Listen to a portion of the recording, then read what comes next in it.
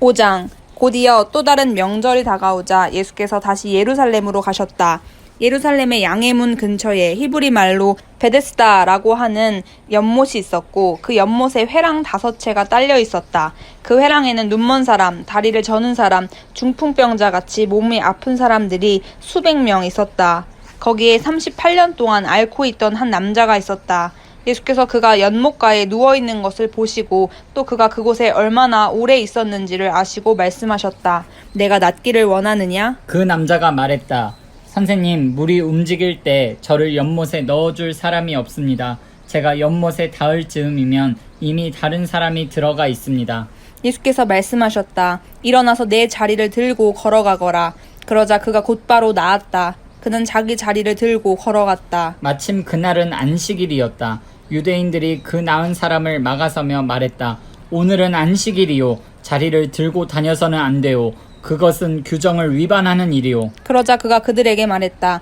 나를 낫게 해준 분이 내게 자리를 들고 걸어가라고 말씀하셨소. 그들이 물었다. 당신에게 자리를 들고 걸어가라고 한 사람이 누구요? 그러나 그 나은 사람은 그분이 누구인지 알지 못했다. 예수께서 어느새 무리 속으로 몸을 숨기셨기 때문이었다. 얼마 후에 예수께서 성전에서 그 사람을 만나자 이렇게 말씀하셨다. 아주 좋아 보이는구나. 너는 건강해졌다. 죄 짓는 삶으로 되돌아가지 마라. 만일 되돌아가면 더 심한 일이 일어날 수 있다. 그 사람이 돌아가서 자기를 낫게 해준 이가 예수라고 유대인들에게 말했다.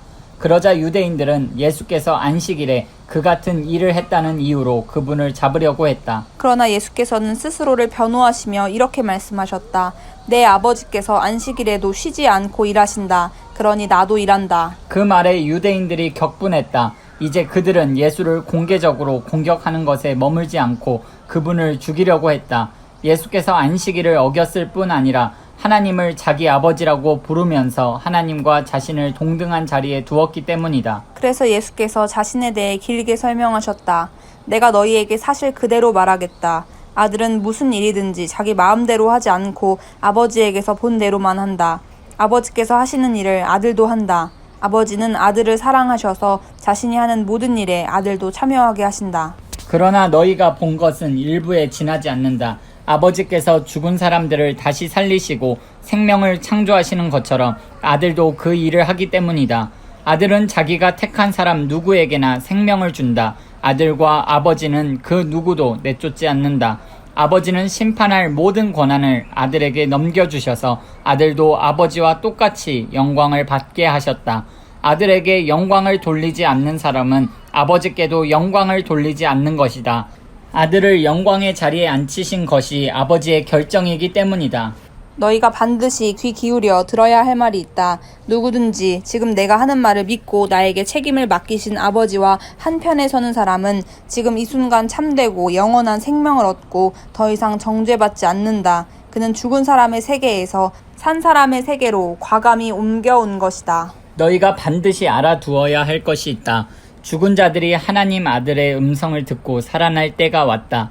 지금이 바로 그때다. 아버지 안에 생명이 있는 것처럼 아버지께서는 아들 안에도 생명을 주셨다.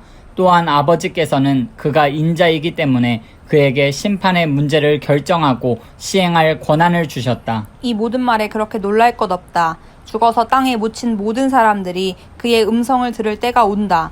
바른 길을 따라서 산 사람들은 부활 생명으로 들어가고 그릇된 길을 따라서 산 사람들은 부활 심판으로 들어갈 것이다. 나는 단 하나도 내 마음대로 할 수 없다. 나는 먼저 귀 기울여 듣고 그런 다음 결정할 뿐이다. 너희는 내 결정을 신뢰해도 좋다. 내가 내 마음대로 하지 않고 오직 지시받은 대로 하기 때문이다. 내가 내 자신을 위해 말한다면 그 증언은 헛될 뿐 아니라 나의 이익을 위한 것이 되고 말 것이다.